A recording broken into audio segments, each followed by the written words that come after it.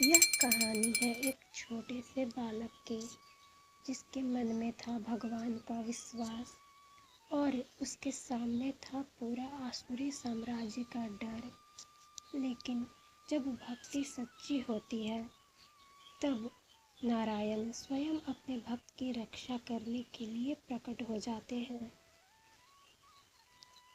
बहुत पुराने समय की बात है, जब धरती पर हिरण्यकश्यप नाम के असुर का राज्य हुआ करता था।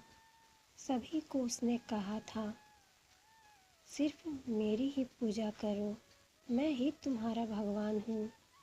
लेकिन उसका खुद का बेटा छोटा सा प्रहलाद हर पल हर श्वास प्रश्वास में भगवान श्री हरि विष्णु का नाम जप किया करता था।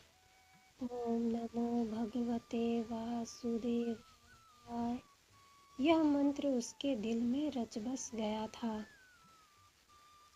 गुरु ने समझाया, उसके पिता ने उसे डराया, लेकिन प्रहलाद के लिए एक ही सत्य था और वह था नारायण।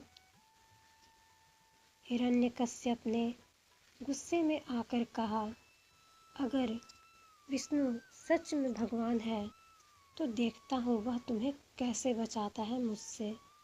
फिर शुरू हुआ एक के बाद एक कठिन परीक्षाएं। कभी जहरीले सांप, कभी आग का कुंड, कभी पहाड़ों से गिराना, कभी हाथी से कुचलवाना और कभी तलवारों से भरा हुआ महल।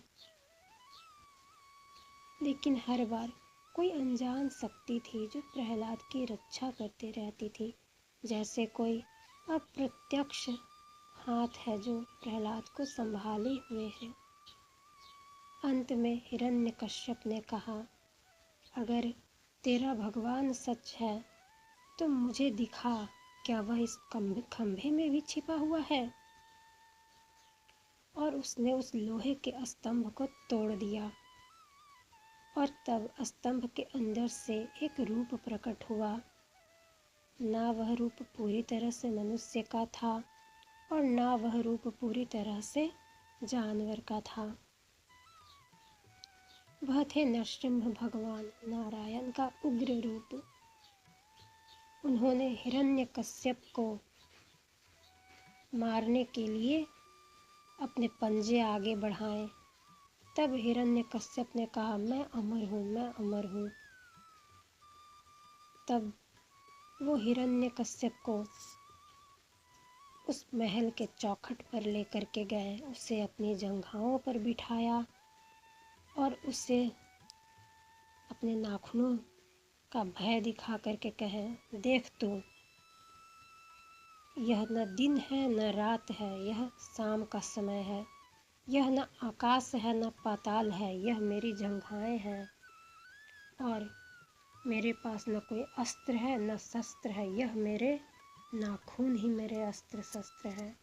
और देख, न मैं तो मनुष्य हूँ और न ही मैं जानवर हूँ, मैं आधा मनुष्य और आधा जानवर हूँ। और इस तरह से उन्होंने हिरण्यकश्यप के सीने को चीर करके फाड़ दिया। और जैसा हिरण्यकश्यप को वचन दिया गया था, उस विधि से ही उसे मारा गया। प्रहलाद चुप थे, आंखों में आंसू थे, पर वह भयभीत नहीं थे, वह विश्वास के आंसू थे। प्रहलाद का विश्वास जीत गया था।